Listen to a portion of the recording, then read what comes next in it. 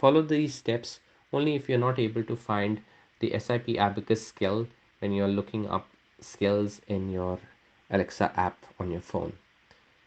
Follow the link on your screen. Once you go to that screen, you need to log in with your Amazon account if you're not already logged in. You would get an option of preferences. Click on preferences and click on country region settings.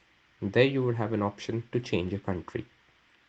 As you can see on the screen, the current country selected for this user is India. You would need to change it to New Zealand.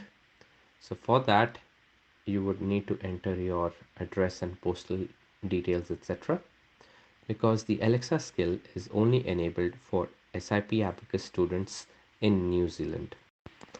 Once you have entered your postal details, phone number, etc., you can click on update.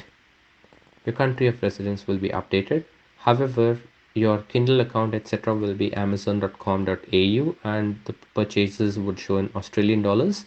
The reason being is that Amazon doesn't have a local New Zealand website. So even though your address will be updated to New Zealand, your default Amazon domain will be amazon.com.au.